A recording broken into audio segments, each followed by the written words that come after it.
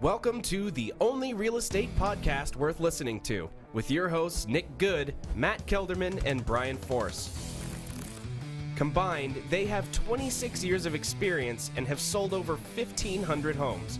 Join them each week as they bring you everything you need to know about real estate.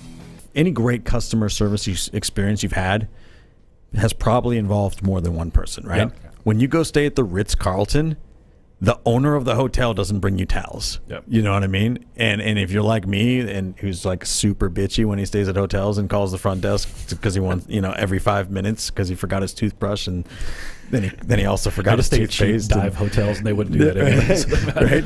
Like, I've had great experiences because a team of people is helping me. Not only the image of a team is helping me, but an expert in everything that they do is helping me. And that has made my relationship with my clients so much better. Yeah. I would say in response to that, looking at another industry, if you go to a restaurant, right, and you're getting great service, so you have a fantastic server taking care of you. When the chef or the manager comes by and asks you how your meal was, it is way more impactful than any time that the server asks you if they can help you Absolutely. with anything.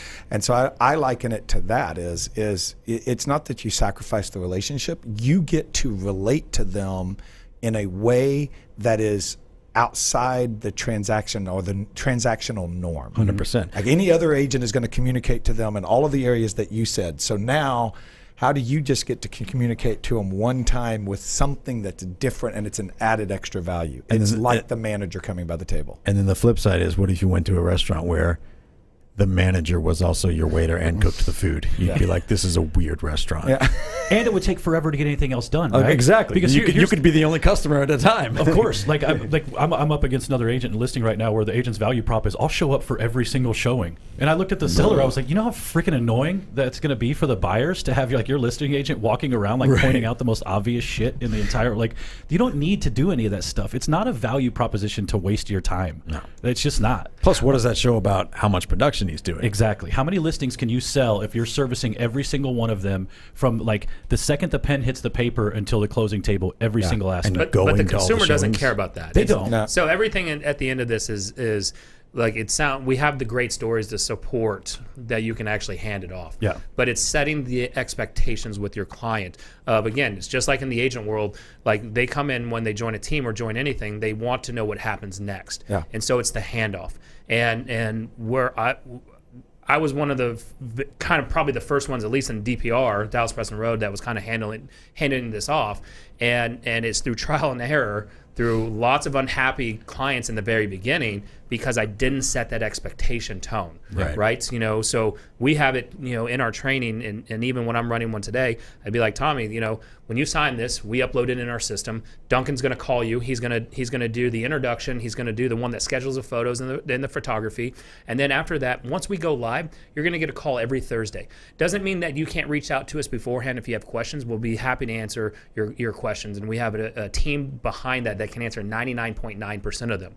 Once we get a contract in, Stephanie, who's negotiated thousands of contracts, this is her sole job, is to negotiate contracts. She's gonna give you a call and set it up for the best success, which is meaning you're going to get the best offer for that, right? We want to make sure you're winning. Then she's going to negotiate repairs. Here's the thing. If you hear from me before we get to closing, that means something bad's happened. Yeah. You don't want to hear from me. So then I paint that picture of success. And so what's going to happen after that is once we get that great contract, we're going to go to closing. You're going to be happy. You're going to get a big old check, right? And then we're gonna take a photo together. You're going to be smiling. You're going to be holding up one of our famous The Good Home Team T-shirts. And then I'm going to ask you for two things. I'm going to ask you for a review and a referral. And that's as long as your team executes. Where the ball gets dropped is if your team doesn't execute exactly what you said is going to happen. Well, Yeah. I would say I come from a real estate family, right? My mom and dad have been around. I think my dad got his broker's license in '83, and I used to have this all the time conversation with my dad, and my dad had a really hard time handing stuff off and understanding that concept. And his famous statement was people like me, they want to work with me. And I think the truth is, and it's what you just said, what people love is your standards. Exactly.